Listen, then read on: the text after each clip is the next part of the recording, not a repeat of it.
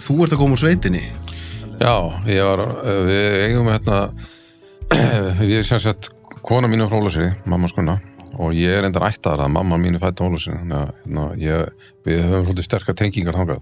Svo keyptum við okkur lítið sumarhús og erum svona búin að vera aðeins að endurbæta það og svona jörðin í kring, þetta einhverju 4,4 hektarar eða eitthvað.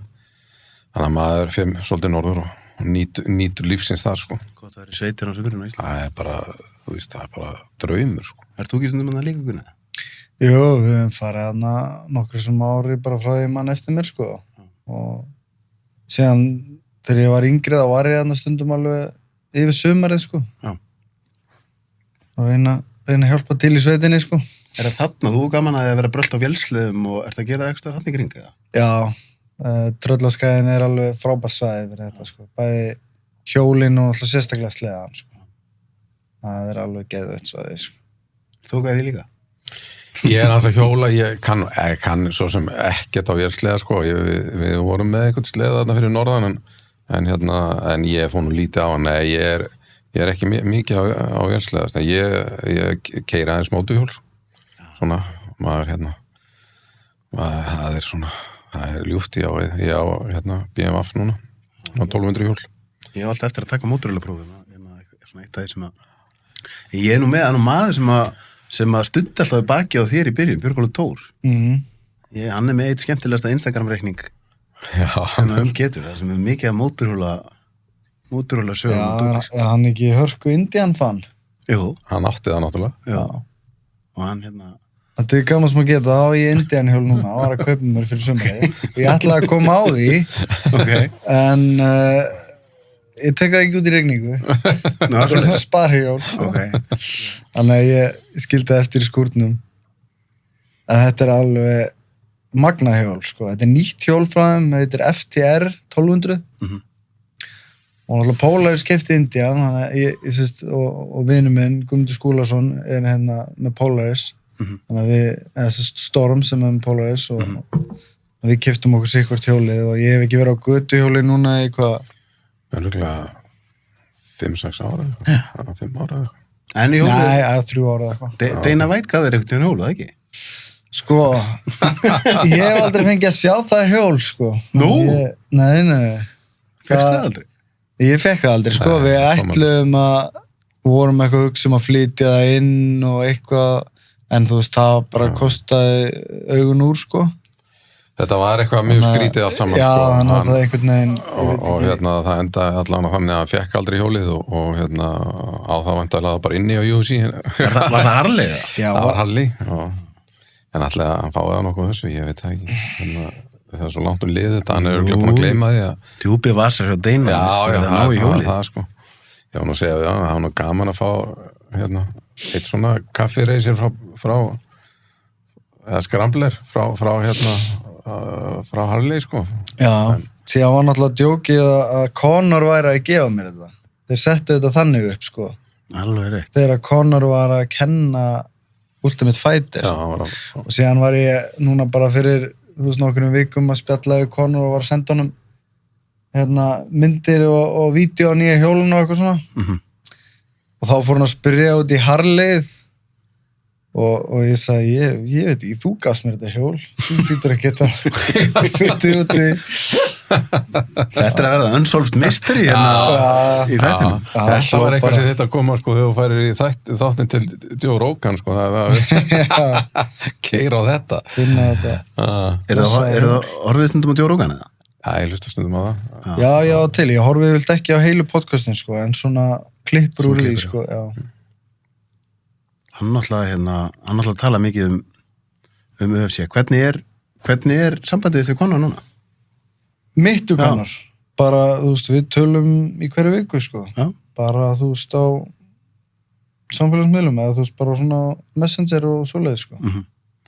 Það var rosa skrítið einhvern veginn, hvað hann fór rosalega hratt upp. Já. Það er náttúrulega orðin lífseg sagan af því þegar hann var það í alvörunni þannig að hann var að fá lána fyrir samlokum þegar hann... Er það tröllasagt? Ég held að þessi rétt að hann hafi verið á einhvern svona social welfare á tíma, sko. Já. Já, ég veit allt um það, þegar ég skrifaði þeim bréf til að fá hann hingað heim. Ég þurfti að skrifa út til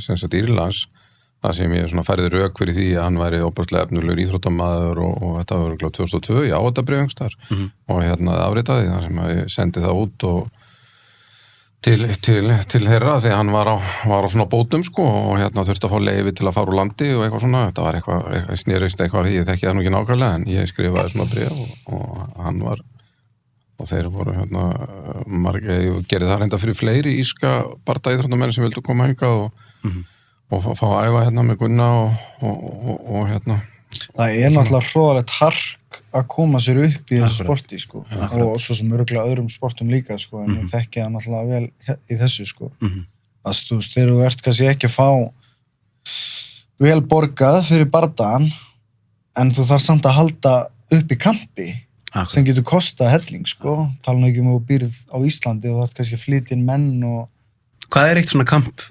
Hvað þarf að vera í einu svona kampi? Þú þarft að vera með sparringpartnera og þjálfara og þú þarft að borða vel og sofa vel og þú veist, þú halda þeim uppi svolítið. Síðan alltaf fer að mismynda eftir mönnum, sko, kannski þarftu að vera í einhverju, þú veist, sjúkraþjálfun, einu sinni 2 í viku, ég veit það ekki, og kýrópraktor eða nudd og svoleið, sko. Hvað ég verið með að ræða þetta við animist hérna daginn að því fólk sér kannski verðlaunaféð sem hún fær fyrir að vinna í CrossFit en þá gleymist þeim þetta það kom tímabilanna sem hún var að fljúa bara til London rosa reglulega bara til þess að hitta einn með minnir að það hafi verið sjúkraþjálfari eða sko, hver eru útgjöld bara við að vera atvinnu bardagamaður? Getur þú skotið á það? Bara, hver eru útgjöldin á mánuði bara við þjónustunni í kringum þetta? Ég veit það ekki, það er þetta að skjóta það, ég held að sé svo bara svo misjaft sko. Já, og misjaft náttúrulega bara eftir eins og Gunnur að segja að venir í kampi og við erum búin að fá hérna kannski nokkra bardagamenn sko. Þá erum við náttúrulega flytjað og hingað, við erum að halda þeim uppi, þú veist, bæðið og fæðið húsnæði og svona gera eitthvað með þeim líka og svona sko og þannig að þetta hleypur alveg 8 milljónum sko og jafnvel á mánuði sko. Og svo kannski segjum að bardaginn dætti upp fyrir sko þá er ekkert backup það er ekkert backup vegna þess að þú er bara verktaki og þú fær bara greitt per bardaga þannig að samningurum við UFC er bara per bardaga já þú semur ákveð marga bardaga kannski og hvað bardaginn dætti upp fyrir er þá eitthvað það er ekkert nei en þú veist, það er ekki bardagi ef þú missir bardaga, þá var hann ekki einn af þessum bardagum á samningnum.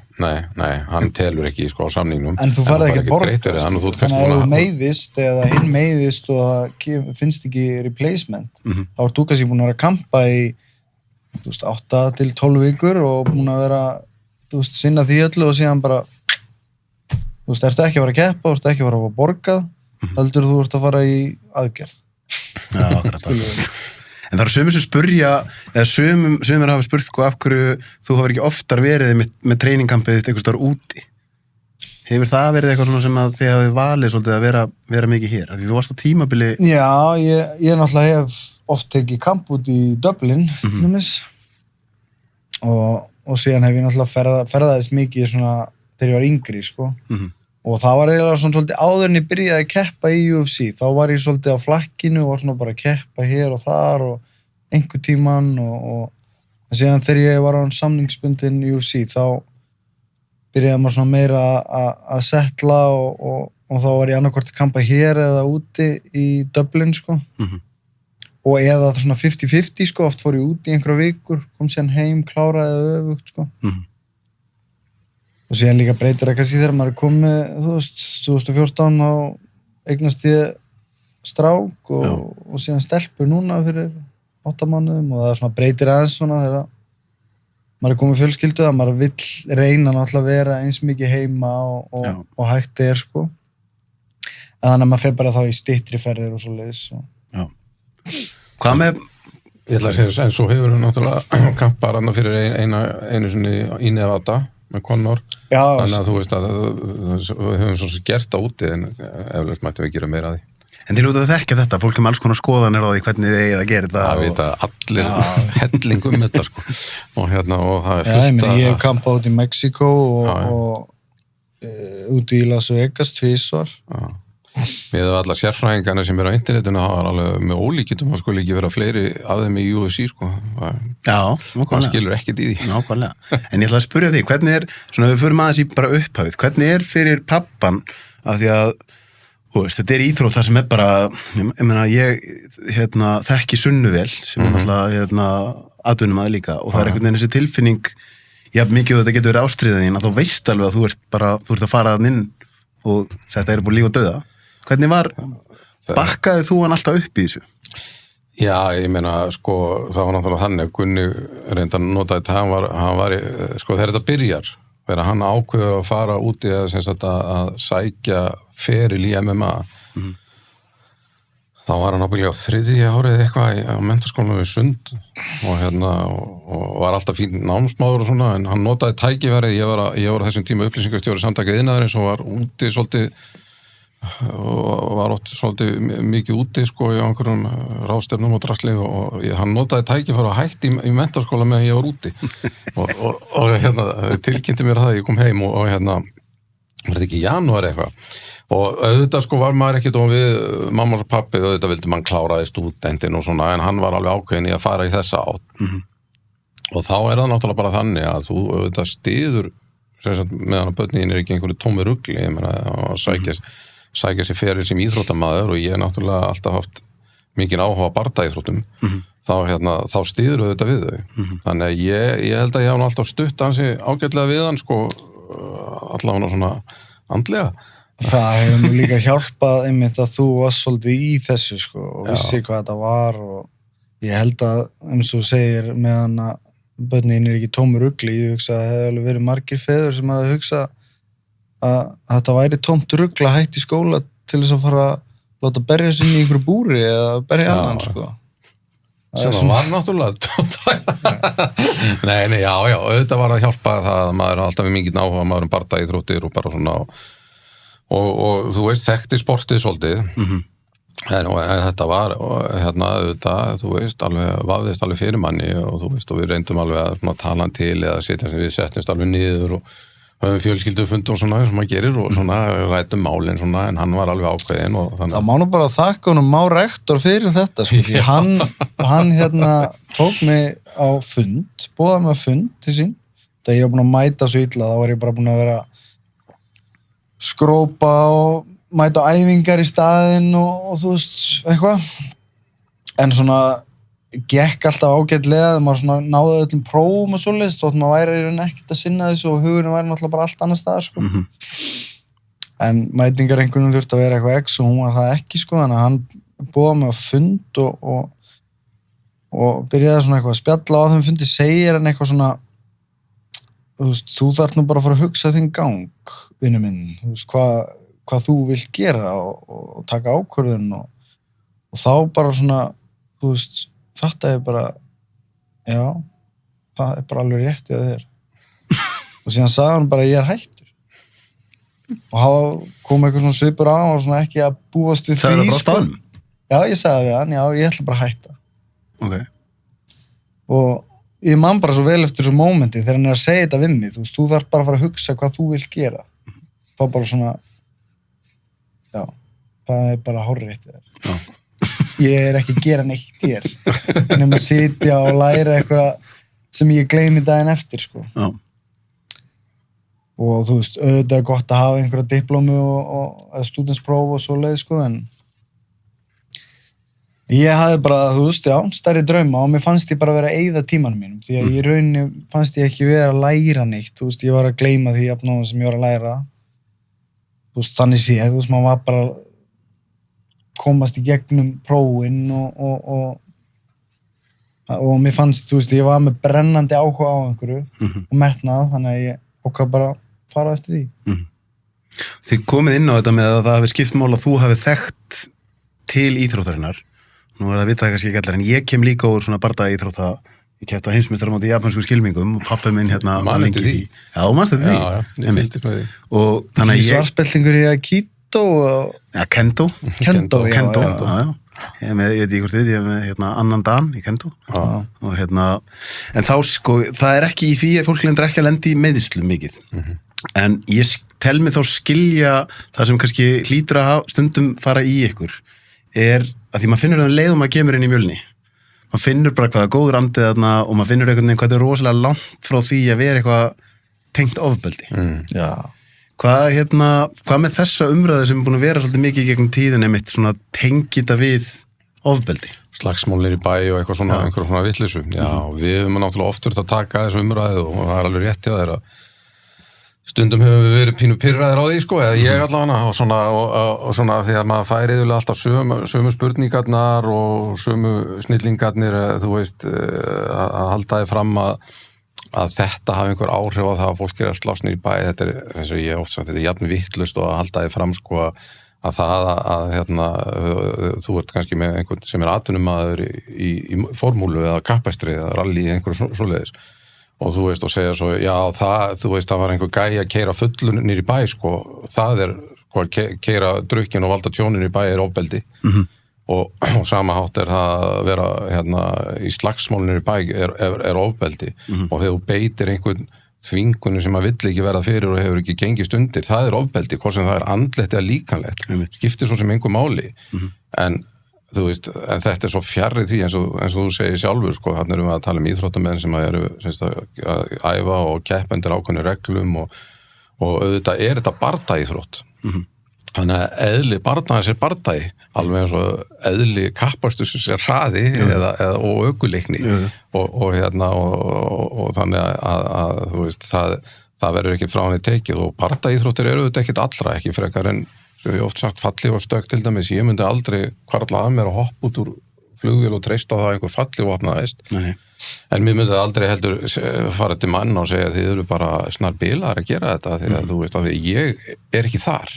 Þú veist, jú, við höfum þurft að taka þessa umræðu svo oft, sko, og þú veist, og koma með ýmis líkingamál, sko, þú veist, nauðgun er ofbeldi, kynlíf elskanda, sameiginlegt kynlíf er ekki ofbeldi, og þú veist, þetta er bara, þetta er svo fjarri sannleikanum og en eins og ég segi, ég skilu þetta og sérstaklega eins og í MMA og svona íþróttum sem eru mjög harðgerðar og það blæður úr mönnum oft og það, þú veist, þú getur orðið fyrir meiðslum og þetta er opbóðslega harðgerð sport. Þá bara eðlilega er það ekki allra. En hvað með, sko, þetta er með þetta, ég gef mig það að þú sér bara með fullkomin ástríðu fyrir íþróttinni og allir þessu, en tilfinningin þegar þú ert að stígin í búr, er ekki einhvers staðar djúpt inn í þér einhvers konar ótti? Jú, þú ert náttúrulega alltaf, það fer alltaf á stað þegar þú ert að fara að inn, hvert einað skipti, sko. En þú svona, ég myndi kannski ekki beint kalla ótta, sko. Svona præmal... Já, það fer alltaf á stað og þú svona, þú veist, þetta er ekki svona eins og, þú veist, þegar maður var kannski yngri og þegar maður varð virkilega hræddur við eitthvað. Þetta er ekki beint þannig, sko. Kannski fyrst þegar maður var svona óviss, en samt ekki svona eins og við þekkjum bara svona, þú veist, hræðslu, sko. Það er einhvern veginn ekki þannig tilfinning, en það er, það fer alltaf á stað, sko, á einhverjum tímapunkti og þú svona lærir bara að vinna með það meira eftir sem við gert þetta oftar, sko. Man finnst samt einhvern veginn alltaf á yfirbræðin á því að þú virkar nánast alltaf rólegur. Já, ég hugsa ég sé líka tiltölulega rólegur, svona kannski á miði við marga.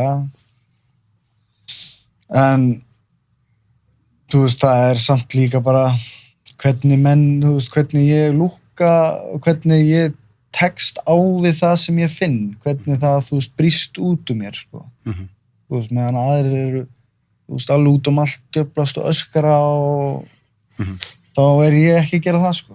Veist, er þetta eitt af því sem að maður eru tilfinningun að þú sem sért svona einn af þessum bardagamönnum sem gasar ekki fljótt, að þú endist dálítið vel.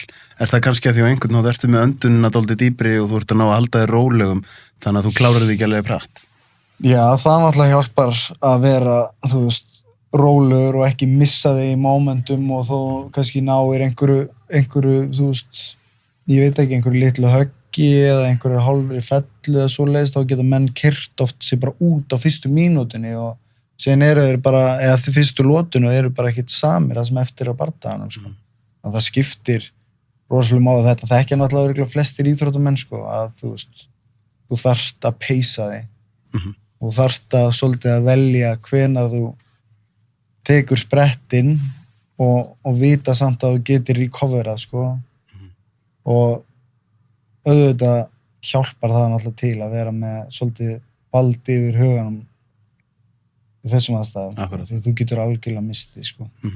Og samaskapi getur örugglega mistið og lendir í slæmri stöðu og svoleiðis, þá sér maður sér bara uppgjöf hjá mönnum, sko, og síðan, þú veist, maður oft sér menn tapp út og þú veist, bara leggjast og þú veist, gefa bardagann, gefa einhvern lás eða gefa eitthvað út af því að þú veist, þeir eru bara búnir, sko. Það er búið að berja og þeim líður illa og þeir eru orðnir þreyttir og stundum á maður ekki góðan dag, það er bara þannig en maður samt gefst ekki upp, sko. Þú heldur áfram að djöflast, það er svolítið svona maður náttúrulega alveg séð það eins og þegar þú varst í bardaganum á móti Damian Maia til dæmis að það er svona, já, þú gerst ekkert upp. Nei, það var, þú veist, þar átti ég til dæmis mjög slæman dag eins og menn vita og það gekk ekki mikið upp, en ég man samt eftir bardagan þá hugsaði ég, þú veist, þú veist, ég var í skítnum allan helvítsbardagan í rauninni, sko, og alveg vestugerð en þú veist, það hvarflaði aldrei að mér að ég væri fara, þú veist, ég var alltaf að reyna að vinna mig inn í bardagan, ég var alltaf að hugsa hvernig næ ég að koma mér inn í þetta, þú veist, þrátt fyrir skilur máttleysi og þú veist, þetta var, ég var ekki, þú veist, maður var búin að gasa einhvern veginn og það var allt ónýtt og hvernig kem ég mér inn í bardagan aftur, sko, þú veist. Og síðan eftir á þá hugsa ég, þú veist, það er gott að vita þetta sjálfa sig, sko, þú veist, svona eftir að þú getur að maður, sko, að hugsunum fari ekki í einhverja átt það sem ég, þú veist, bara, herðu, þetta er bara komið fínt. Hvernig var fyrir þig að horfa á þennan bardaga? Af því þú lígur því ekki að mér að það sé auðvelt að horfa á barnið sitt svona í þessum aðstæðum. Nei, ég er náttúrulega alltaf á barmi tauga áfalls. Þannig að liðlíndi. Þannig að þú ert miklu stressaður en þegar það er að fara inn. Miklu stressaður. Maður er alltaf stressaður þegar maður er ekki þarna inni, sko. Já, og ég er þar sem fyrir alla, þetta sést alveg Gunna þegar þú segir, hann er náttúrulega barnið mitt og ég, þú veist, ég viðurkenni það fúslega, ég er bara mjög taugastrektur fyrir bardagann. Og svona, en svo einhvern veginn, samt er það þannig að bardaginn byrjar og svona, þá er maður einhvern veginn bara svona mikið inn í búrinu með honum, sko, með höfuðið að það svona aðeins kannski dregur úr, sko, en það er mjög oft, sko, bara svona síðustu mínútum bara rétt fyrir bardagann og fight day og svona, það er oft, sko, meira stressandi fyrir mig heldur en kannski akkurat bardaginn sjálfur, þá ertu einhvern veginn bara komin í aðstæðunar og þú bara ert þar og þú veist, og þetta kannski þekkja menn bara, ég meina, þú veist, ég þekki þetta bara, ég var í lögreglunni á tímabili að, þú veist, á leiðin og slist, það ertu oft bara óbóðslega, þú veist, bara hvað er að fara að gerast? Já, bara stressaður í bílnum, svo kemur á staðinn og þá bara fer að vinna og þá einhvern veginn, þá ertu bara í því, þú ert bara í þessu og það er kannski, þú veist, besta líkingin sem ég ekki borðið þetta, ég oft bara ógeðslega stressaður þegar við erum að labba inn og ég er að kissa hann og svona að fara inn í búrið og þú veist, og í búningsklefanum kannski undan, þá er svona, finn ég alveg fyrir þessu, sko, en ég, þú veist, en svo lærir þú svona svolítið að takast á við þetta hefur kent mér alveg, þú veist, hvernig er að lýsa því hvernig hann, þú veist, hvernig hann hefur svona gegnum tíðina lært að takast á við þetta og það hefur alveg gert það fyrir mig líka og ekki bara þá í þessum aðstæðum, bara svona í lífinu yfir höfuð að þú veist, að bardaga íþróttir endurspegla svolítið lífið, sko, þú veist, slegið niður og stendur upp og heldur áfram og eins og Gunni segir, gefst ekki upp. Og sama ná hliðalínuna, ég er að reyna að gefast ekki upp og hérna halda meðutund. En ekki einmitt aldrei margt til í þessu með bardaga íþróttir endurspegli í lífa, því þetta segir með að gefast ekki upp, svo er það endurtekningin og það reynir einmitt að þú veist fullkomna eitthvað þó að innst inn í þér sérstu bara ég er ekki þetta einu svona en akkur í anskotanum er ég að þessu allt þetta sko. Já, það þú veist, þú ert alltaf að taka eitthvað út úr svona aðstæðum í hvert einasta skipti og þú veist, þú getur komið út úr bardaga og hann gekk ömurlega og þér líður ömurlega og allt það. En það er alltaf hellingur sem þú getur lært af þessu sko. Þú getur alltaf, en þú getur líka sko alveg brotið sjálfa þig niður og þú getur komið út verri en þú varst fyrir. Þú veist, það eru mörg dæmi um það að menn hafa lent í einhverju og þeir hafa bara aldrei almennilega náð sér á strik og bara, þú veist, bara ekki verið samir eftir það, þú veist. Og þá í íþróttum og menn sem hafa lent í þú veist, einhverjum áföllum og svoleiði sko. Og þá er ég ekki endilega að tala um eitthvað líkamlega sem eru skaða og alveg líkamlega þannig að það var ekkert annað hægt, þá er ég að tala um bara svona, þú veist, þú breytti bara einhverju svona í haustum aðeins, sko. Svona hugafarslega. Og það er svo mikilvægt að vera með, sko, hausinn skipulaðan og réttum stað, því að, þú veist, það er alltaf hellingur sem getur tekið út og, þú veist, ég, eftir allan bardagana mína, þá gref ég alveg tilbaka, þú veist, fyrir gegnum bardagan, reyni að, þú veist, muna ekki bara sko síkvensanar sem voru í gangi auðvitað, þú veist, þá fer maður vel yfir það og þú veist, hvernig manni leið þar og líka þú veist svona viðhorfið mitt á þeim tíma inn í bardagana sko. Þú veist, það er svolítið sem skiptir máli sko. Þú veist, það er svolítið hvað var ég að finna og hugsa á þessum tímapunkti eða þú veist að horfa í áttað á þessum tímapunkti og hvað hefði ég þá kannski frekar átt að, þú veist, vera meðvitaður og skilju það, þú veist, það er alltaf hellinga svona og oft er bara einn tímapunktur í bardaga sem þú hefði getað ákveðið bara að herðu. Málið hefði frekar verið að taka þessa taktík. Akkurat þarna hefði ég gert það, þá hefði ég unnið. Þá þurfur snúið allra atburðar á svona við. Já. En þetta er náttúrulega bara eins og lífið sjálft, ég meina, eins og vorum að tala ég meina, eina sem getur verið örgurum í lífinu það mun sláði niður og það mun gera oftar en einu sinni og ég meina, hvert árið 12 lotur sko og það verða ekki allar lotur eins og það verða ekki allar góðar og það verða ekki allar í þér í hag, allavega ekki sko ár eftir ár og það er kannski svona sýnir meir úr hverju þú gerður svona hvernig þú stendur upp eftir að hafa verið slegið niður vegna þess að það verður allir slegnir niður oftar en einu sinni og það er bara en hefur aldrei gerst þegar að þú verið slegið niður að þú eða þið hafið hugsað þetta er svona svo í sletti kontroversiál umræða með hérna léttast eða svona veitlósið fyrir bardaga hefur aldrei verið svona í alvörun að hugsa bara ég þyrfti að komast einum þyngdarflokk neðar af því þá er ég einhvern veginn svona að keppa við menn sem eru bara léttari. Nei, það er aldrei hvarflað að mér að fara niður flokk. Akkur ekki. Og tala nú ekki núna sem ég er búin að þyngjast eitthvað 5-6 kíló sko. Ég getur alveg afskrifað það á listanum sko. Frekar að buffa þau upp og vera þá þyngri í þínum flokki? Já, ég held að já, ég myndi gera það frekar sko. En það kom tímabila því ég svona fór að fylgjast aldrei betur með íþróttinni fyrir nokkrum ára síðan og þá sér maður bara hvað mikill munur í einu þyngdarflokki.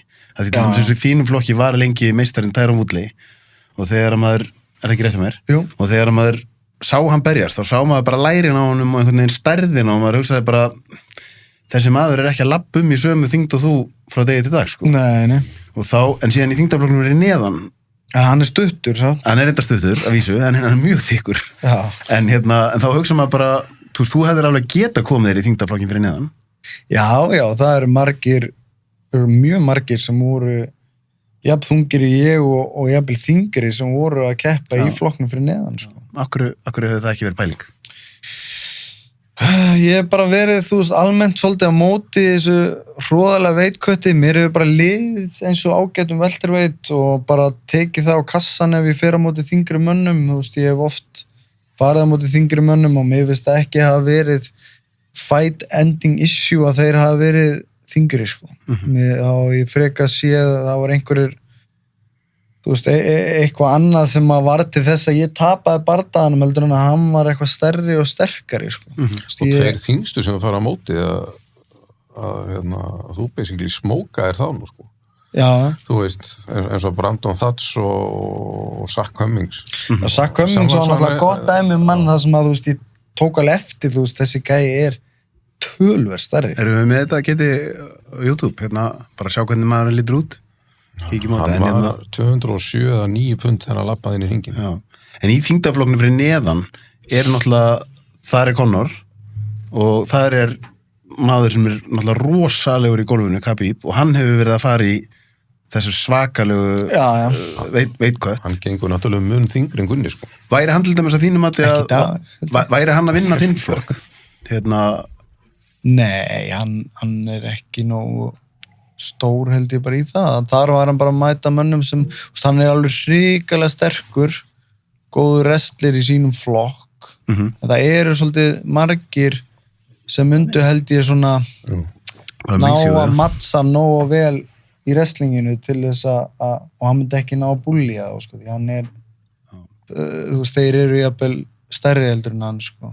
Það erfitt að átta sig á þessu þegar maður svona áhuga maður í þessu, einmitt eins og bara að því þegar ég sé hann og Conor að þá, þú veist, það þarna augnablik sem einmitt á YouTube þar sem að hann í raun og veru bara að klára Conor frekar auðveldu og hann að tala við Dana White á meðan hann að klára hann og þá hugsa svona amatör eins og ég að þessi gæi getur bara alveg tekið alla í flóknu fyrir ofan líka.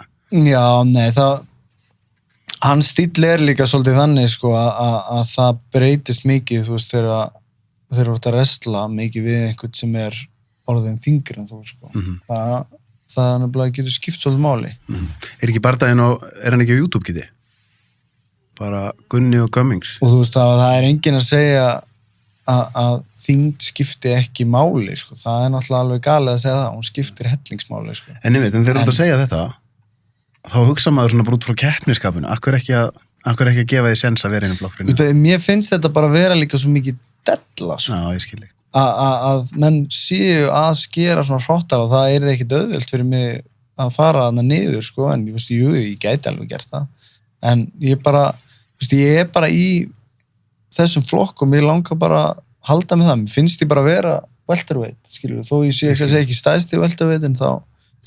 Það náttúrulega líka alveg frá þetta, þeir menn sem 80, 82 kíló, skerin í 70 kíló, til að mætast aftur í 82 kíló. Já. En hvað hægt að gera? Það hægt að setja bara það reglur að þú megi bara ekki þyngja þig frá því að þú viktar þig og þá til þú berst, nema þá einhver 2-3 kíló. Eða bara lappir inn og bara keppir inn í flokki sem þú ert í á fæti. Já, en myndi menn ekki alltaf finna einhverja leiði fram hjá því? Hvernig þetta að fara fram hjá því? Þú ætlar að lappa inn út viktar og hann lappar inn í hringin. Já, að það bara þannig. Já, og bara hvað ertu þungur? Já. Þú verður bara að halda í þessari þyngdunum minni. Hver þannig að sjáum við vera að berjast við hann? Þetta þó svo þyngsti sem þú hefur geft við í UFC eða hvað? Já, ég held alveg örugglega. Já, Brandon Thatch. Og þessi, þú veist, maður fann alveg að þetta var, þú veist, alveg svona þyngri og hann var alveg nautsterkur, sko. Og náttúrulega wrestler. Já, wrestler og með alveg svona þvílíkan sveitastyrk, sko. Hvað sveitastyrkur? Bóndastyrkur? Bóndastyrkur einhver, sko, alveg bara erfitt að, þú veist, bara svona algjör tjakkur, sko. Já. Þannig ekkert eitthvað svo snegsti eða mest explosive, en það ekkert auðvelt að hreyfa við honum, sko. En hvað með þá sem einmitt svona kannski ekki skiljið ekki alveg, bara svona eins og ég, að því ég allt í henni fer að horfa svolítið á Khabib og ég held svolítið mikið upp á hann, ég finnst hann bara alveg fáránlega öflugur og eitt af því sem hann gerir og maður sér það bara í augunum á þeim sem lenda undir honum, að það einhvern veginn bara eins og hann sé miklu þyngri þegar hann komin í gólfið. Þú ert mjög góður í gólfinu. Að því þú segir eins og þarna að þú mæta manni sem jafnvel þyngri en þú og jafnvel sterkari, en hvað það sem að menn sem eru svona góðir í gólfinu ná að gera til þess að einhvern veginn bara, það bara eins og sért með miklu þyngri mann ofan á þér heldur hann í raun og verið er? Það náttúrulega bara fyrst og fremst tækni og að læra að nota þyngdina, þú veist, rétt, með réttu gripin, með þyngdina á réttum stað, réttar skiptingar á þyngdinni, á réttum tíma og það þú veist, þetta bara hours upon hours á dínunni, sko. Það sést náttúrulega líka svolítið þarna í annari lótu þegar Gunni tekur hann niður þegar hann reynir að búljaði eitthvað niður og ég maður rétt hvernig þetta takedown var ekki singuleg takedown þarna? Nei, það í annari lótu. Já. fer hann inn á bakjaður En ertu, að því þarna sjáum við enn eitt bardaðan sem að þú ert að keppa í sem eru 3 lótur, að því að titilbardaðan eru að það ekki rétt hjá maður yfirleitt 5. Væri það ekki eitthvað sem maður er svolítið oft fundist þú verið þeirri stöðu að það hefði hentað þér að fá 1-2 lótur í viðbútt? Jú, það hefur komið nokkur sem fyrir sko að ég meina þú veist, maður hefur endað á í mount í bardaða sem maður hefur tapað og svo leið sko, þannig að það er reyndar, fyrst og nefnir þetta aðteklisvægt að spá, ég vant að ræða þetta við Pétumarinn daginn og hérna hjá MMA-fréttum að við vorum eitthvað að ræða þetta og við vorum að fara svona yfir þessa tapbardaði hjá Gunna. Rick Story var fyrsti bardaginn sem hann tapar og þá var Rick alveg búinn í lokin en þú veist, hann var fóturunum var farin að þetta var hann átti enga lót eftir. Demian Maia var náttúrulega sennilega sá bardagi sem að gengur hvað vest hjá Gunna og en Gunni endar að ofan á. Hann Leon Edwards, Gunni kom inn í mount og hann þurfti svona 30 sekundur viðbútt að klára bardaga. Á móti Gilbert Burns sem var síðast tapið hans núna, þá var Gunni að vinna bardagan alveg fram á síðustu sekundu þegar Gilbert næri þessu takedown og náttúrulega Ponzinibbio er bara ómerkur bardagi og átti aldrei að telja, það er náttúrulega bara svindl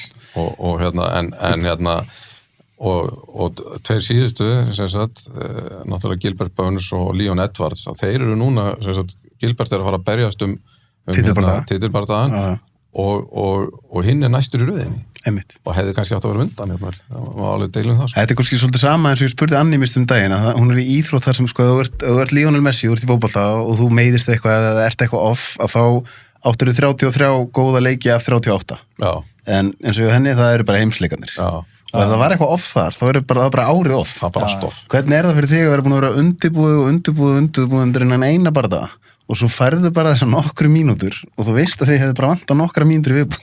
Já, það er oft svekkjandi, en eins og töluðum áðan það, þú veist, þú þarf bara að taka það úr, þessari upplifun sem þú mögulega getur, sko, og reyna að læra af því og koma inn næst og vera þá undirbúnar eða þess að vera endilega fókusera á nákvæmlega það sem var í gangi í síðasta bardaga, því það þarf ekkert að vera það sem kemur upp núna, sko, maður þarf einhvern veginn alltaf að vera svolítið í núinu, en vera samt búin að byggja fyrir það sem að, skiljur, fylla upp í það sem að voru hólur, sko. Akkurat.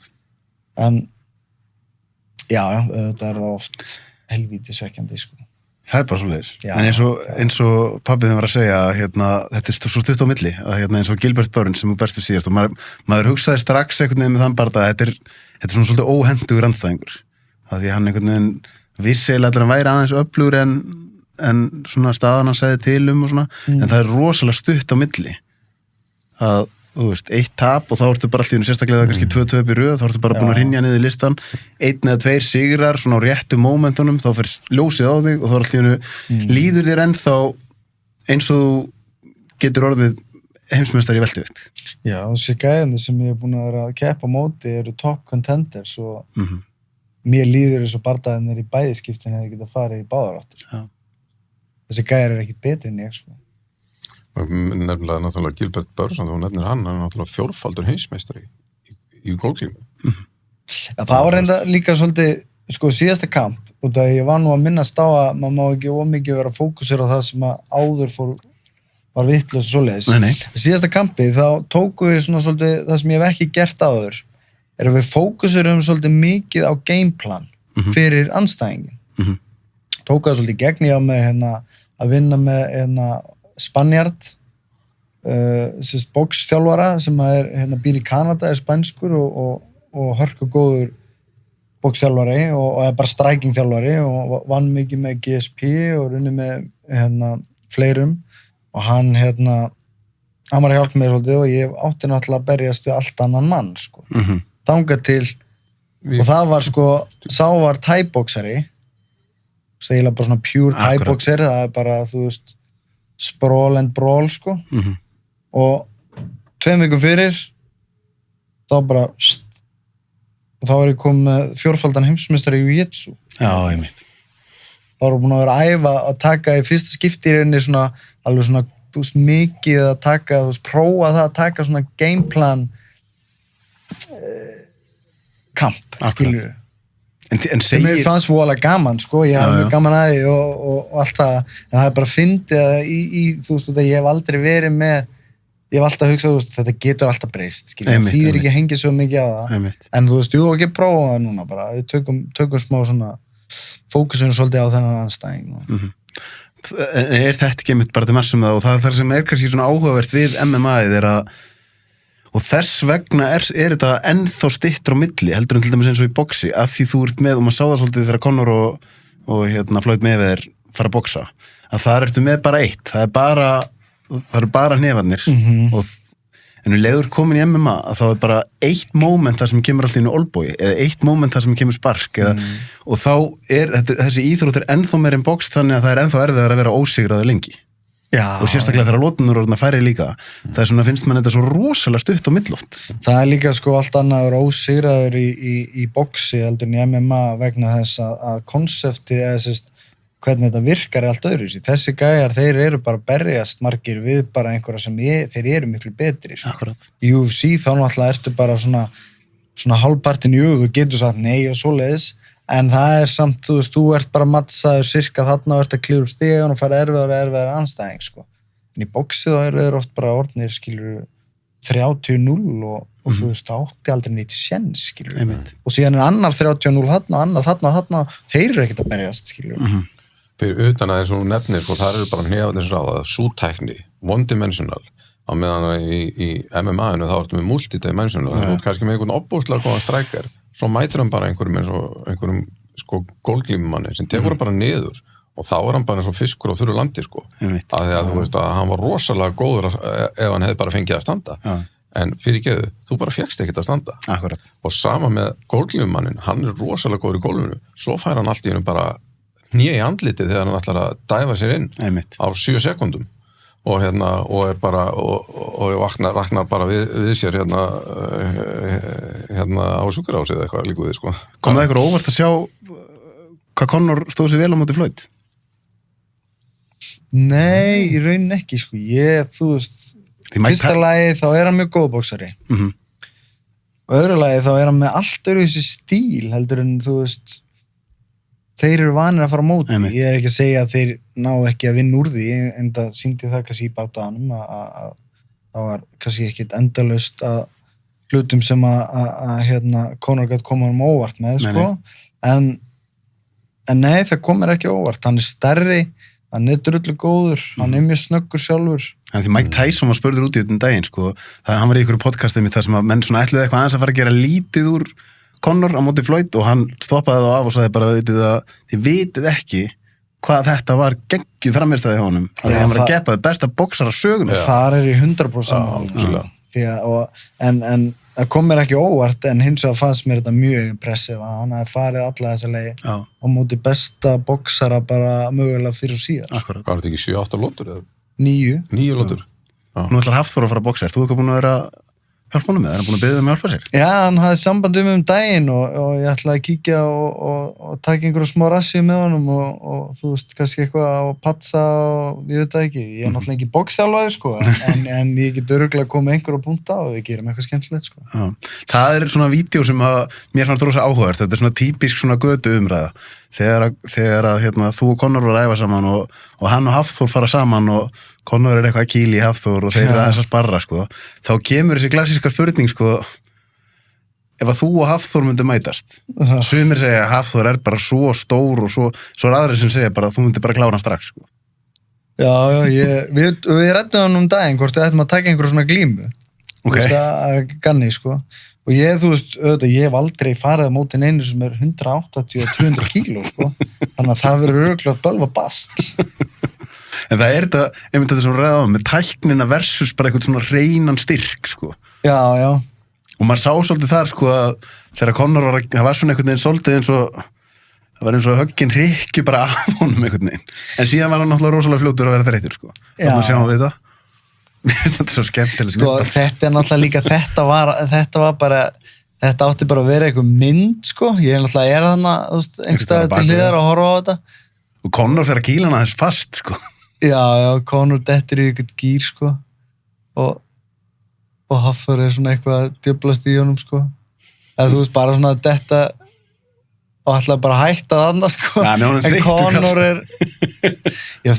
já, þetta var svolítið skrítið, sko. Þú veist, Hafþór vildi náttúrulega ekkert vera, Conor náttúrulega bara kampa hann að vera í barda og þetta átti bara að vera mynd, sko, þannig að En ef við förum nú í Conor góður að fatta svona tæki. Já, nákvæmlega. Ég vil nú sjá bæði þig og Hafþór hjá Joe Rogan. Joe Rogan orðinn það stór, sko, það bara landkynning, sko. Hann er alltaf að tala ykkur. Og Joe Rogan einmitt búin að sýna þetta myndband nokkru sinnum, sko. Eða svona þann hlutaði sem að má sýna. En ef við tala, að við erum að tala Hafþór svona ganni, ef við ferum nú upp í efri þyngdarflokkana, því þar ertu laus við þá er komin upp í bara heavyweight, þá ertu laus við mörkin, sko. Samt engin Nei, það eru mörk í heavyweight, ég held að séu 260 pund. Má ekki vera þyngri það?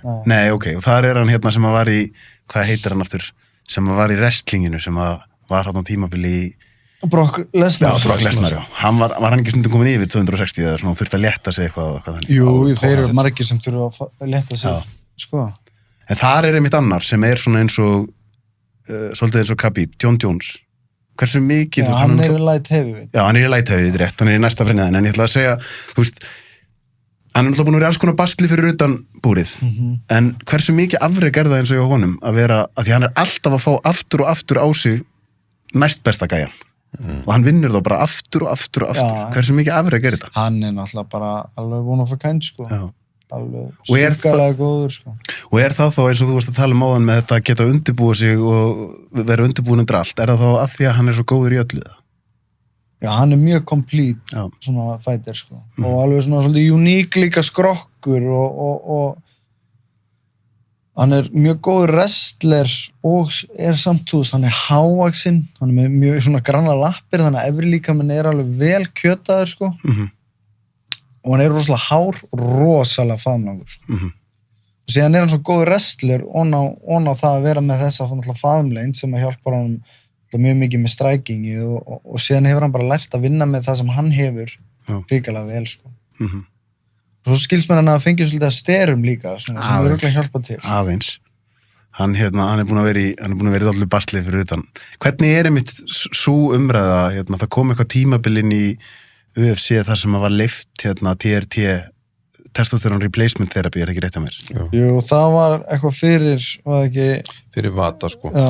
Þá leyfðu þeir þetta og þetta gerði náttúrulega, þá voru allir komnir með lágt náttúrulegt testosterón, sem sagt. Já.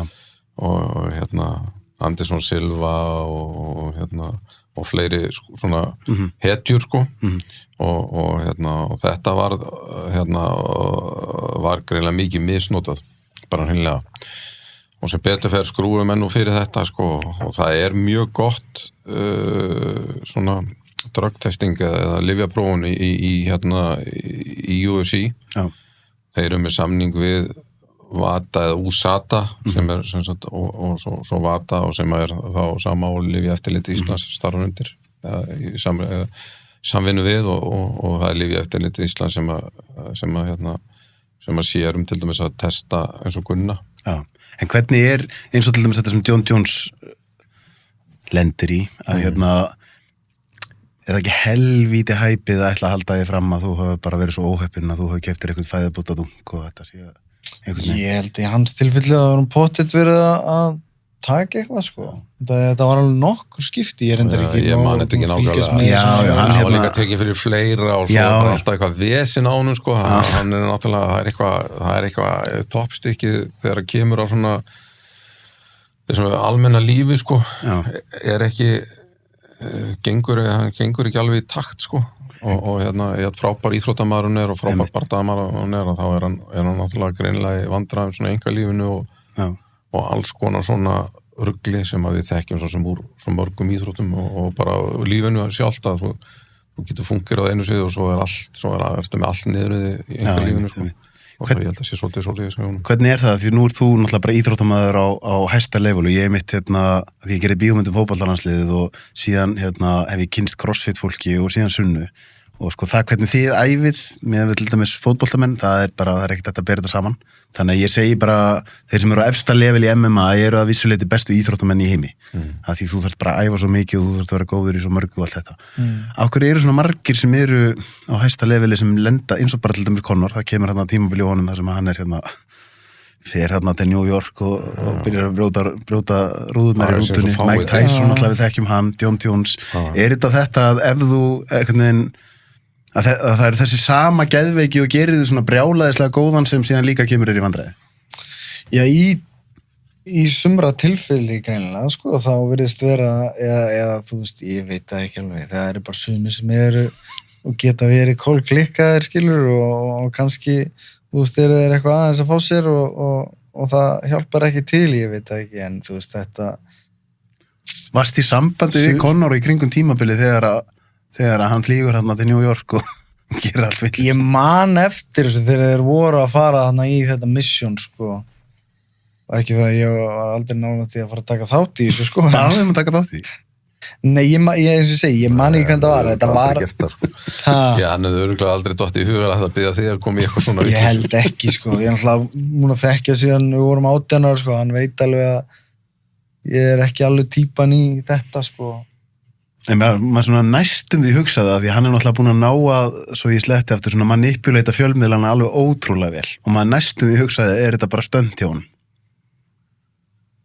Já, það er sko að örugglega einhverjum tímapunkti sko, því hann er alltaf ekkert vitlaus sko. Nei, það er fluggáfa. Þú veist, á einhverjum tímapunkti get ég að límynda mér að hann svona vegi og meti aðeins sko, en við skulum nú samt ekki sko taka það út af borðinu að hann er og getur verið alveg því líkur sko villisingur eða þú veist, hann er svona hvað segir maður svona hvatvís sko og þú veist, tekið einhverja ákvarðanir sem hann síðan alltaf döð sér eftir sko þú veist, þegar hann er hrikalega hvatvís sko stjórnlaus á köflum sko já. En það hlýtur að vera mjög skemmtilegu gæi. Skemmtilegasta fólk sem ég þekki er stjórnlaust sko. Já. Það er ekki leiðilegt í kringum hann sko. Nei, hann er mjög skemmtileg sko. En stundum vill maður bara ekkert vera á svæðinu sko, eins og þarna í New York að maður sem betur fyrir að maður ekkert að það er rosalegt. En sko það er mikill misskilningur sem er halda að hann sé að búa til eitthvað ægilegt leikrit og allt sem hann er að gera svona hálf falskt sé ekki hann, það er ekki rétt heldur sko, þú veist, það er ekki örugglega vegur og metur á ákveðnum aðstæðum, en þetta er samt alltaf hann sem var þetta að sjá, sko. Það sem hann er að segja, þú veist, ég veit ekki, kannski er eitthvað í undirbúið, búin að spá í, en þú veist, ég er samt, eins og segi, búin að þekka hann sig á 18 ára og það er ekkert af því sem hann er að segja sem ég er eitthvað svona, þetta er ekki Conor, þú veist, þetta er bara Conor allan tíma, hann er bara svona, sko. Hann er opbóðslega, sko, ég man alltaf eftir, sko, einhvern tímann, ég hef sagt þetta sögungstöðar, þá var hann að koma enga og ég fór og sótt hann út á flugvöll og við erum bara 2 í bílum og alla leiðina hann samkjaftaði alla leiðina í bæinn og ég held að hann hafi verið að gista hjá mér þá eða hvort hann hafi hjá þér á Bárugötunni eitthvað, ég maður ekki, skiptir ekki máli en alla leiðina þá var hann að tala um einhvern kjúklingarétt sem hann hefði verið að gera í ofni og þú veist, og hann er bara all inn í því að útskýra fyrir mér allt sem hvernig hann fór að því að elda þennan kjúklingarétt og þetta tók bara alla Reykjanesbrautina og frá Keflavík og til Reykjavíkur að ræða þennan kjúklingarétt þannig að hann er algjörlega, sko, hann verður alveg svona heltekinn og þú veist, og þetta er það sko obsessive alveg sko. Ég heyrði í honum í viðtali hjá manni sem var síðan allir mættur í hringin hérna síðasta bardaga, Tony Robbins. Hann var allir komið með Tony Robbins sem einhvers konar svona hugaþjálfara, þannig að þegar hann vann síðasta bardaga þá Tony Robbins einna fyrstu mönnunum sem er að faðma hann í hringnum og þá talaði hann að hann hefði bara tekið tímabil eftir Floyd bardagan með allir þessa peninga þar sem hann hefði bara einhvern veginn bara mist sjónar á íþróttinni og eitthvað svona. Þú ert í reglulegu sambandi við það núna. Finnst þér hann vera komin aftur á þennan staða núna hann sé bara alveg fókusaður á bara... Já, hann alltaf átti hann tímabil sem var svona svolítið, þú veist, á svona svolítið mikið rugl í gangi, sko. Eða þannig, þú veist, fyrir atvinnu íþróttumann allavega.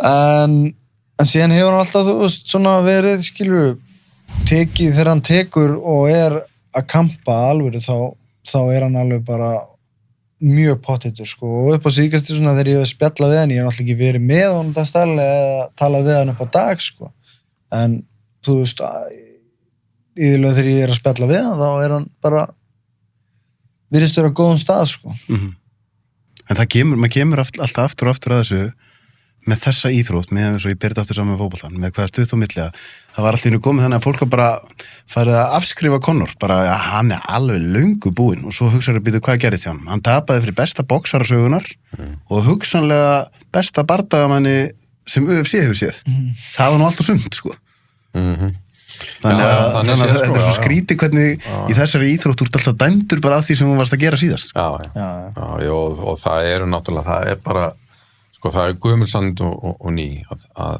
það eru fullt af liði sem býður eftir að þú misti því og þá líður því einhvern veginn betur ég veit ekki út af hverju en það er svona eins og það er bara svo margir sem verið að svona gleðjast einhvern veginn inn í sér þegar aðri misti að sig og það er bara einhvern veginn svona verið störa í eðli margra sko og maður hefur séð það eins og ef Gunni tapar sko þá sér maður bara oft sko eins og á samfélagsmiðlunum og svona það er alltaf og mjög oft sömu aðilarnir eins og hérna, MMA-fans, íslenski MMA-fans sem koma og eru þú veist bara þvílíkt neikvæðir sko og það er svona svo hlakkjaðis í þeim sko að það hafi ekki gengið vel núna sko þá líður þeim kannski eitthvað betur með hvernig þeir eru, ég veit það ekki hvað það er en Conor, talandi Conor, þá er hann ekki hættur núna hann var tilkynnt að þeir þriðja hann er alltaf búin að gera það nokkur sinnum er þetta kvatvísin bara?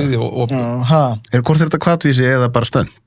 Nei, þetta er alveg svolítið Conor þú veist, það er ekki langt síðan að hann alltaf náði möllum þú veist, bara í öllum síðustu viðtölum og bara, þú veist, væri að fara að sækja á alla, sko og síðan, þú veist, kannski er eitthvað hugurinn eitthvað leitar eitthvað annað, eins og þá bara svona herðin þetta er komið gott síðan kannski breytist það aftur, ég veit ekki ég meina, hann var hér þegar hann hætti fyrsta skipti og leiðin á æfingu þegar hann tilkynnti það að tvíta að hann væri hættur í MMA alveg rétt þá var hann náttúrulega orðin er það síðasta skipti sem hann var æfinir í Mjölni eða? Hefur hann komið eitthvað eftir það? Já, það er síðasta skipti sem hann var hér sko. Já, sennilega það síðasta skipti sem hann var hér, já hann hefur ekki komið hér í nokkur ár núna sko En hvernig talandum að því að þú varst að tala þetta með neikvæðin á hann og Conor einmitt dæmumann sem að eins og bara bardaginn við Floyd Mayweather hann í raun og veru bara bjóð þennan bardaga til sjálfur, bæði með munnunum á sér og með heilanum í sér Hversu stór hluti af því sem þú ert að gera, ég veit þú ert náttúrulega endalaust á líkamlegu mæðingum, hversu stór hluti af því eins og núna þegar þú ert að segja að þú trúir því ennþá þú getur verið heimsmeistari er að þú verður að geta séð það fyrir þér og í alvörunni trúa því sjálfur í hausnum á þér það skiptir öllu máli að þú sért að þú sjáir svolítið þessa vegferð skilur og þú horfir og ert náttúrulega bæði með svona langtíma markmið og síðan þú veist markmið dagsins og maður fókusir á þetta langmest alltaf á markmið dagsins en síðan ertu svona að sjá fyrir þér og dreyma eða má kalla það eða svona þú veist að svona búa til einhverja ímynd náttúrulega alltaf, þú veist alltaf búa til einhverja mynd í hausnum að þér og þú veist svona það held ég að sé hrikalega mikilvægt sko. Þú sko, mér hefur allavega alltaf fundist, það eru svona ég oftur spurður, þú veist hversu mikið langa er í beltið og hversu mikið, þú veist og sko þessi tilfinning hjá mér sem að er þessi tilfinning að verða bestur, að verða þú veist, að allra besta sem þú getur orðið að verða heimsmeistari, þú veist, fá UFC beltið, verða besti fætir allra tíma, verða, þú veist, allt þetta dæmi sem menn tala ég er með svona ákveðna tilfinningu sem er þessi tilfinning hjá mér, sko. Og mér finnst hún svolítið vera mín og ég hef ofta átt erfitt með að útskýra hann almennilega, hvernig hún er og eiginlega ekki vilja það, því það eru sumir hlutir sem að ég fyrst þegar ég segi það, þá er ég svona búin að láta aðeins frá mér. Ég veit ekki hvort að tengi við þetta, en það eru svona, það eru nokkri svona hlutir, nokkur sem ég hef lent í með svona hluti, að sumt vill ég hafa bara algjörlega fyrir mig. og það eiginlega bara svona meira tilfinning sem ég fer þá að reyna að útskýra, eitthvað sem ég hef tengta við, sem örugglega alveg hellingur, en eitthvað ég kannski útskýri og svoleiðis, en þessi tilfinning sem ég að lýsa, þú veist, hún held ég að verður að eiga sér stað og hún alveg hrikalega sterk og ég held hún sé þannig á öllum, þú veist, atvinnu eða afreiks íþróttamönnum, það hlýtur bara að vera.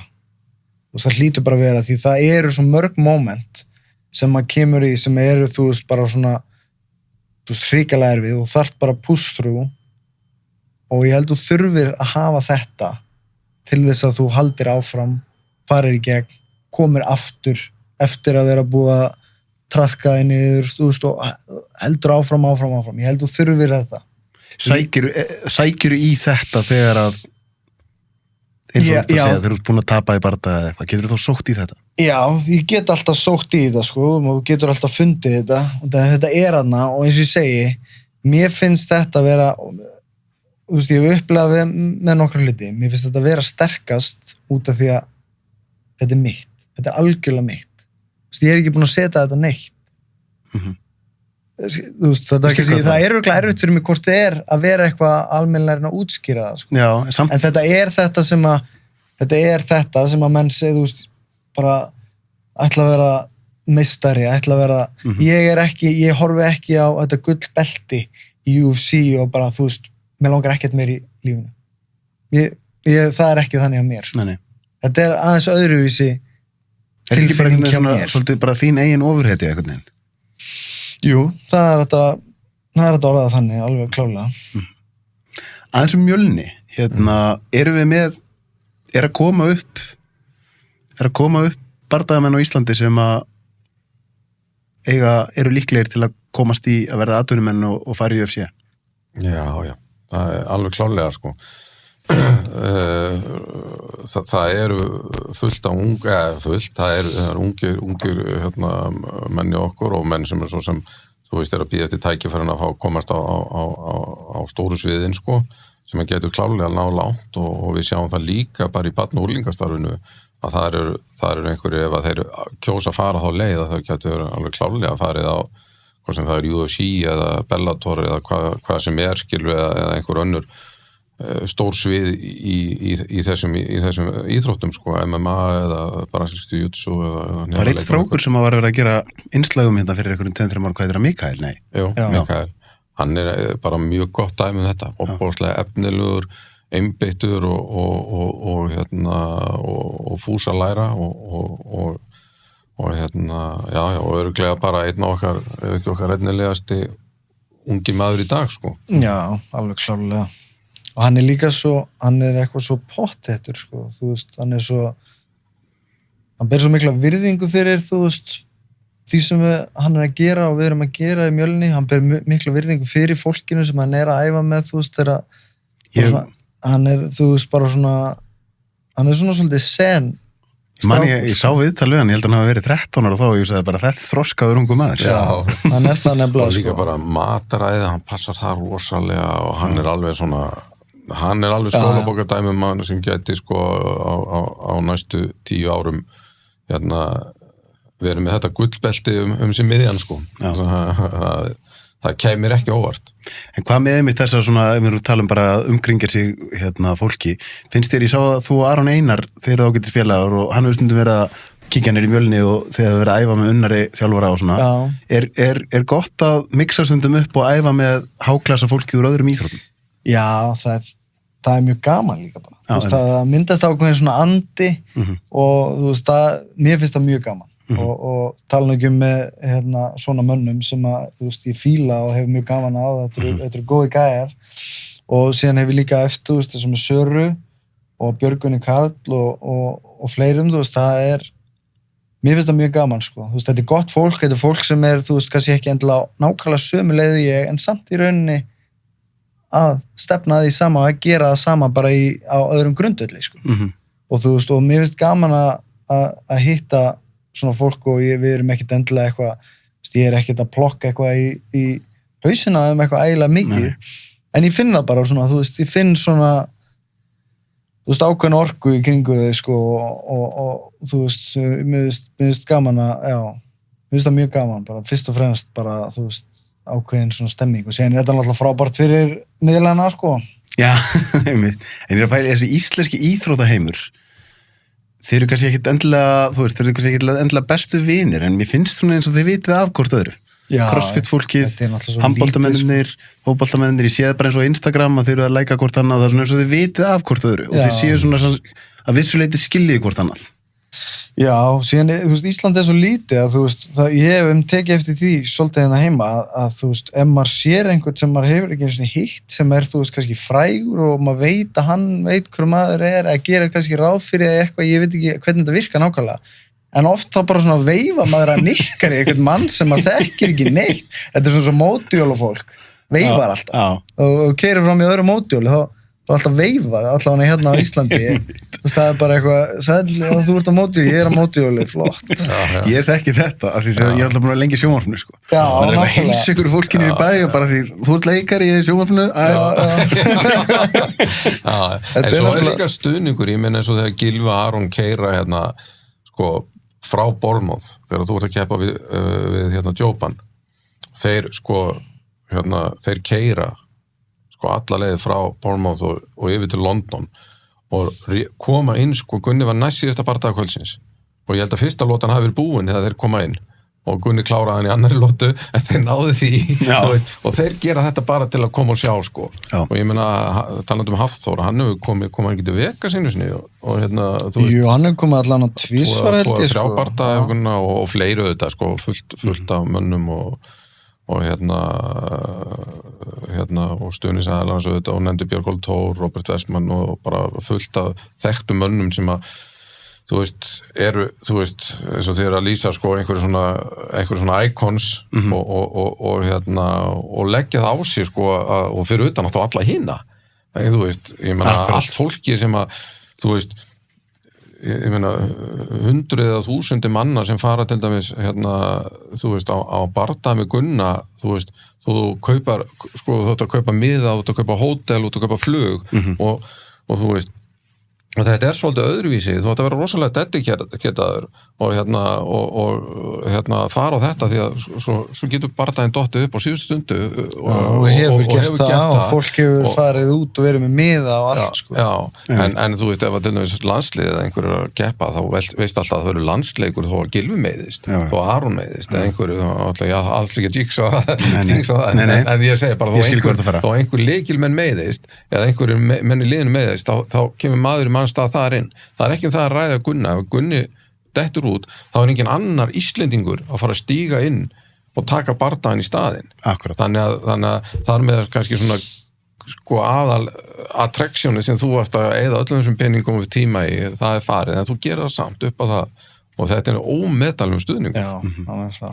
Það er eitt sem ég mjög svo áhugað, ég held að man ekki hver það var sem að sagði þetta, ég var eitthvað til að hafa verið að tala sko af hverju þó það væri stundur svona kontroversial bardagaíþróttir.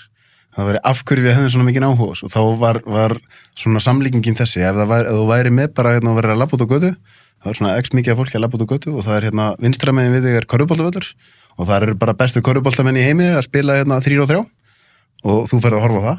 Svo fara bara einhver Nonni og Gunni í slag hinum með við göttuna. Það er allir að fara að hætta að horfa á bestu körfuboltamenn í heimi til að horfa á slaginn. Já, körfuboltamenn líka sko. Það er hægt að spila. Já. Og þetta var það sem ég fann svolítið þegar ég var að gera bíómyndunum fótboltalandsliðið. Á einhvern hátt líta þeir, þú lítur að finna það, þeir líta upp til þín. Af því þú ert bardagamaður og svona einhvern veginn, ef þú ert íþróttamaður og þá einhvern veginn þetta svolítið, ég veit ekki, sérstaklega kannski hjá kallmennum.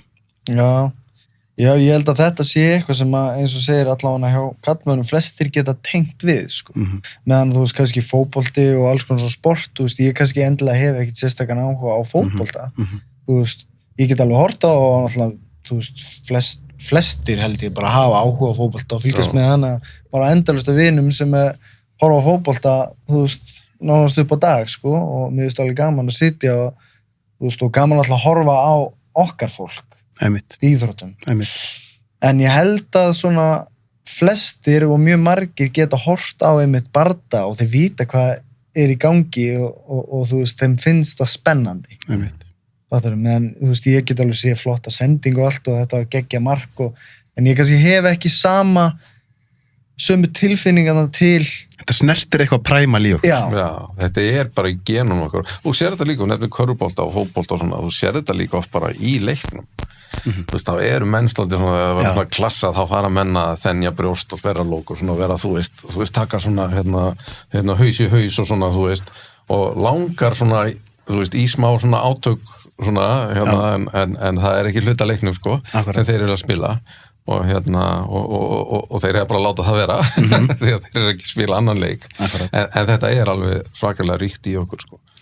Já, síðan náttúrulega líka bara rosalega ríkt í okkur þú veist að styðja við okkar fólk sko. Ég finn að þó ég hafi ekki nein áhuga á íþróttinni mér finnst geggjað þegar einhver Íslendingur að gera eitthvað magnað, þú veist, bara ná langt í hverju sem maður sér eitthvað svona frétt, þú veist, einhver það Íslendingur til að mynda með besti Rocket League gæi bara í heiminum. Já, það að segja mig fréttir. Já, sem bara, ég held að ég sé að fara með rétt mál og ekki bara til að skoða það og við erum þetta. En ég held að ég sé að fara með rétt mál og það Íslendingur sem númer 1 í heiminum í rank í Rocket League. Já. Ég sá þetta daginn og þú veist, mér finnst þetta bara geðveikt. Já, þetta bara einhver strákur sem bara búin að vera að grænda og bara bestur í heiminn. Já. Þetta ekki svolítið eitthvað eins og bara þegar að þú ert að lappin í hringinn og það kemur ekkert annað til greina heldur en þú sért að spila íslenskt lag þegar þú ert að lappin. Mér finnst einhvern veginn eins og þetta sé í öllum íslensku íþróttamönnunum. Við erum svo lítið land, við erum svo fá, við erum ekki landið reyndar að flatamáli stórt, en við erum svo fá að það einhvern veginn ennþá meira í okkur, ég og ég veit að Ísland að horfa á mig. Já, það náttúrulega bara það bara svoleiðis, það bara litla Ísland bara svoleiðis. Við börðumst nú fyrir þessu heldur betur í fyrsta bardaðan var Gunna. Íslandingur bestur í heimi, þannig hann gæinn. Já, meistari sko. Mér finnst þetta alveg geðist. Já, þetta snill. Rocket League. Og þetta líka svona, þú veist, þetta eitthvað sem svona koma upp hægt og rólega svona núna, þó þetta náttúrulega algjör sprengja í heiminum, búið að vera náttúrulega bara stæðsti entertainment bransi í heiminum í einhver ár, eru tölvuleikir. En núna erum við svolítið að sjá, þú veist, það eru sko, þessir digital athletes, sko. Já, það eru rafíþróttadeildir. Já, rafíþróttadeildir og þú veist, þetta að koma meira inn og þú veist, mér finnst það svolítið töff, sko. Ég náttúrulega að spila tölvuleiki. Þið hefur gaman í tölvuleiki? Já, ég spila bara reyndar FPS-leiki, svona first person shooter, sko. Og ég gert lengi og mér finnst þetta alveg það magnadæmi og mér finnst líka geggjað þegar að vera að búa til lið. Þú veist, það einhverju gaurar saman í liði, að hittast, þú veist, til þess að æfa taktík, þú veist, auðvitað, gunskill eða hvað sem þeir að spila, hvort það sé einhverju galdrar og allt, en síðan bara að spila saman, síðan fara þær kannski að æfa saman og þú veist, þeir eru ekki bara einhverju svona, þetta ekki einhverju ímyndaðir, einhverju haugar með, þú veist, Doritos og Pepsi, þetta eru, þú veist, þetta eru rafíþróttamenn, þú veist, þetta eru gæðir sem æfa sig, þeir sofa vel, þeir hittast og æfa og fara töflufundir yfir, þú veist, hvernig þeir að fara yfir mappið og rotation og allt svona, mér finnst þetta alveg geggjað. Og þarna ertu líka að koma með sko annað inni, Gabriel Sindri, ekki, þessi strákur, eitthvað 15 ára og þú veist, það ekki, þarna ertu að koma með eitthvað svona alveg nýja tegunda sporti, þar sem sér svona ungir krakkar, getur verið bestir í heimi. Einmitt. Þessi meistari, sko. En þetta líka bara, ef maður talar bara svona og kannski ekki síst fyrir unga kallmenn sko, einn besti vinur minn sem nú mikill aðdáandi þinn að hann, strákurinn hans hefur kannski ekki alveg fundið sér í fótbolta og svona svo hann bara orðið rosa góður í, hvað heitir eftir töluleikurinn sem allir er í? Fortnite. Og þá einmitt einhverjir í rafíþróttadeildinni sem uppgötan og segir bara, heyrðu, þú ert bara geggjað, þú að koma og kenna og hann allt í hennu fær bara svaka sjálfstraust og þarna fær viðurkenningu og fær að líða vel og akkurat sko. Það nefnilega svo mikilvægt að þessi krakkar, skilur, þeir, þú veist, finni að það sé í lagi að einbeita sér að því sem að þeim finnst því að það enginn að segja mér að þau get ekki þjenað, sko. Svo sem vann heimsmeistaramótið síðast í Fortnite vann 3 milljónir dollara eða eitthvað, þú veist, það var 30 milljónir dollara price pool á mótinu, sko. Þú veist, og það hróðalega peningur þessu fyrir utan alltaf streamerana, þeir sem að streama, þeir sem stæðst að streama á Twitch og ekki eins og þeir sem stæðst, bara þeir sem eru vinsælir og fólk að horfa á. Þeir að móka inn, sko. Ég ætla að segja áðan að nefna þetta með íslensku lögin, sko. Fyrst þegar Gunni átti fyrsta barndagar sinni í UFC, sko, þá Dana White fer yfir fyrir yfir öll lögin eða gerði það allavega á þessum tíma og hann sagði bara nei við hjálmum bara, nei, þetta ekki nógu rocka lag eða eitthvað sko og og þá var Gunni að nota hjálma og núna með Kalli og sagði, vildi fá að við pikkum einhver 3-4 önnur lög og við sendum honum bara íslensk lög Bubba og Kvarassi og ég man ekki hvað þetta var eða voru eitthvað nokkur íslensk lög sem Gunni bara valdi og við sendum honum á enda með ok, spilið þetta hjálmarlag Já, nei, sko, þannig ætlaði ekki Já, svo ætlaði hann ekki að gera það Við heldum að það eitthvað allt annað Já, alveg rétt Síðan bara þegar við vorum að labba inn Þá kom Hjálmar, sko sem var lagið sem við ætlum upprunalega að nota, já og hann sagði nei við því og búið okkur að velja eitthvað annað og ég sendi eitthvað fleira eitthvað með Kvarassi eitthvað og Bubba og einhverjum svona meisturum en síðan spilaði lagið sko. Þá greinilega búið að sýna honum sko, þú veist þegar ég að labba inn eða eitthvað og þú veist þetta var orðið svolítið svona rótgróið dæmi En talandum að þið vorum komin aðeins inn í peningaumræðan áðan með tölvuleikin og svona hvernig sko við töluðum áðan að það fyrir borga per bardaga hvernig þetta því UFC náttúrulega það eru allt aðri peningar í því að þú ert að keppa titilbardaga eða vinna titil heldur en ef þú ert bara þú veist ertu ríkur? Er ég ríkur? Já Ég veit ekki hvað, mér finnst ég vera rosa ríkur sko ekki með að við atun íþróttamenn sem við þekkjum sko, ekki með að við fótboltamenn Nei, fótboltamenn eru náttúrulega með fárlega Ég veist þú sagt að Gunni með svona hefur verið með svona kannski tekjur árið svona svipað og sjómenn, tóðarsjómenn og það er enga ríkur þú veist, það er bara svona þannig að þú veist, hann er bara ágætlega fjárhagslega stæður Hann lifir fínu lífi og Já, þú veist ég get ekki kvartað yfir neinu sko. Nei En hvernig er svo núna, þú veist, þegar bardagarnir eru með þetta löngu millibili, ertu núna á samning þar sem þú fær bara x mikið fyrir hvert bardagar sem þú ert búin að semja með það? Já, þú veist, það er bara svo leiðist. Þú færið einhver ákveðnu uppað fyrir þennan bardaga og síðan er það þannig að sko, ef þú vinnur hann, þá færið þú kannski meira fyrir næsta bardaga. Þannig að sama... Það er líka meira fyrir þennan bardaga og vinnur hann heldur nú tapar hann. Já, fyrir utan það alltaf, þú færið sko... En hvað er þetta sem að, þú veist, þið ráðuð alveg hvort þið svarið ekki, ef við tölum bara mannamál, þú veist, því Ólafur Darri var hjá mér daginn og hann sagði bara, það er ekkert leyndamál, ég fæ 10 milljónir eða plus fyrir hverja bíómynd, sem er bara x margra mánuð að vinna. Hvað færið þið fyrir eitt bardaga? Það er nú bara vantilega að sjá það. Mér minnir þetta að vera einhver $80,000 sem sagt 80-85,000 í síðasta bardaga sko. Eitthvað svo leiðis. Og sem farið annað eins og vinnur sko. Og ef þú kemst í titilbardaga þá verður þetta komið upp í kannski... Þá er það að tala kannski $500,000 milljón og jafnvel meira. Pay-per-view, prósentur, þú semur það. Mér minnir að þetta er svolítið misjæmt sko, bara hvað menn hafa samið sko. En yfirleitt er þetta svona $300,000-500,000 og svo kannski pay-per-view sem eru þá þannig að á þessu leveli en það er bara hímun og haf á milli þeirra sem eru með hæstu launin og þeirra sem eru til dæmis að byrja og Gunni, við til dæmis síðan samning fyrir Gunni að gerðu mjög góðan samning að það er góðan að ég man að Bróðir McDonald og fleiri töluðu sko, þú veist, ég ætti kannski að skipta umbóðsmann eða eitthvað, þú veist, að því að hún fann samningu sem Gunni var með var það góður og á miðað við mjög marga sko en þetta eru aðrir sem eru með ennþá miklu betri samninga sko Hvernig því ég veit að þú ert með rosalega ástríðu fyrir, það er alltaf skini í gegn að þú ert fyrst og fremst aðeins að því þú elskar þetta, því finnst þetta svo gaman. Hvað ef þú mætti nú bara velja einn svona í sögulegu samhengi bardagamann til þess að fá að fara inn í búrið með og einn sem er að keppa núna? Sko, sem er að keppa núna þá er það Ponsi Nýbi og bara út af þeim langar svo að berja hann. Og í sögulegu samhengi þá sko náttúrulega einn af mínum uppáhalds allara tíma eða bara minn uppáhalds allara tíma er náttúrulega Fedor Emelianenko sem að vísu er náttúrulega töluvert stærri og þyngri er náttúrulega heavyweight og sko en þú veist ég veit ekki hvað þú veist ég hef ekkert ég var náttúrulega rosa til í að þetta er ekki einu sinni spurning Bruce Lee auðvitað ég finnst nú mjög líklegt að ég myndi berja Bruce Lee ég er vissum að hann hafi alveg kunnað allt það sem að menn kunnaði í dag svona sko. Ekki það að ég ber fulla virðingu fyrir Bruce Lee með svona geggjaður sko. en En þú veist, ég veit ekki, mögulega Genki Sudo. Genki Sudo? Held að hann sé samt aðeins svo lítill, sko. En þú veist, þetta svona bara velja nokkra sem að ég, og Sakuraba náttúrulega algjört legend, það var gaman að.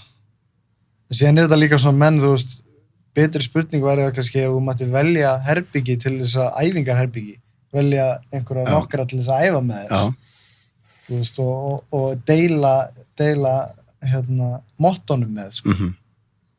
Þá væri þetta að velja nokkra sem þú væri alveg endilega til í að tuskast í alveg, þú veist, og bara læra af og þess aftar, sko. Þetta væri svona menn sem ég myndi. En Bonsi Nibio, hvað gerðist? Hann potaði augun á mér. Þú náttúrulega varst svo eini sem hann potaði í augun á þér. Já. Fannstu það? Hann aldrei náð að pota svona hrottalega augun á neinum eins og hann potaði í augun á mér, sko. En fannstu það leið og hann gerði þetta að hann væri að gera þetta viljandi? Nei, ég áttaði mig ekkert á því, sko. Ég vissi bara að ég hefði fengið, þú veist, putta í augað, sko. Augun, já, og ég, þú veist, leit einhvern tíðan á dómaran eða, þú veist, það var ekkert verið að stoppa.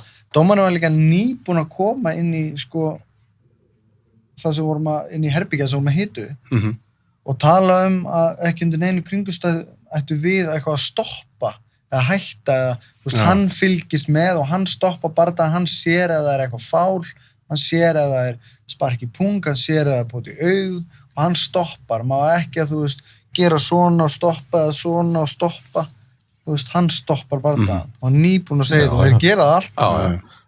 Verður pirraður þegar þú sér myndina hann? Á honum? Já, þú veist, ég bara, ég langar bara til þess að berja hann, fá að fara í ringin með hann aftur, sko. Ertu búin að reyna? Já, við erum búin að skipta í bardaðan og vill það ekkert. Nei. Og hann vill ekki eins og viðkjann, hann hafi potað augun á hann, það er nú ef þú ferðin á nelson.is þá finnur við mjög góða myndir af því. Hvernig en að því að við vorum að tala þessum þyngdin á hann og Khabib sem er svona geggjaður í gólfinu, en hann er, þú veist, er að keppa í lettari flokki en þú. Já. Hvernig væri fyrir það að fara í gólfið með honum? Ég væri til í að prófa það, það er mjög spennandi. Var það ekki challenge? Jú. Rosalega spennandi bardaði, ég stund talaði um hann, sko. Það væri óbóðslega spennandi bardaði. Ég hugsa líka að við séum álíka þungir, sko. Já, bara svona frá degi til dags. Ég jafnvelum þingri en þú, eitthvað er, kannski ekki núna, það er svipaði núna. Já. Ég hugsa að sé bara, þú veist, nokkuð fair mat, sko. Ég veit ekki ekkur ég er svona hrifin á hann. Er þú hrifin á hann? Já, mér finnst það frábær, sko. Ég er mjög gaman að horfa á hann berjast í þessu sem þekki ekkit til karakter sem mikið, nema bara það sem maður hefur séð þarna, þú veist, þegar hann er berjast og hvað hann segir og segir svo margt sem hann segir finnst mér svona benda til þess að þetta sé svona svolítið svona hvað sem er svona honorable guy, sko, þú veist. Og þótt hann hafa náttúrulega átt í þessu fjúti við Conor félaga minn, sko. Já. Þá, þú veist, ég svo sem hef ekki verið að taka beint þátt í því og En það var annað sem mér fannst flott hjá Conor þegar að eftir bardaðan þegar að Khabib fer hérna og hoppar upp í stúkuna og hann er að gera vitlaust að Conor var ekki að gera í því að gera mikið úr sig. Nei, þegar Conor og Khabib þegar það gerist þetta þarna eftir bardaðan þeirra að þá fannst mann eins og Conor svona þeir eru ráðast þarna á hornið hans. Já, að Conor var einhvern veginn ekki að reyna að gera meira úr þessu, hann var ekkert óskæftir í að hann fer í bann eða eitthvað þannig, skilju. Nei, þetta er bara milli þeirra fyrst honum. Hvað svona bara í lokin, ég spyr marga þeir sem kom hingað, ef þú mætti gefa, segjum 18 ára Gunnari Nelson ráð með alla reynsluna sem þú komið með núna, hvað ráð myndir ekki á hann?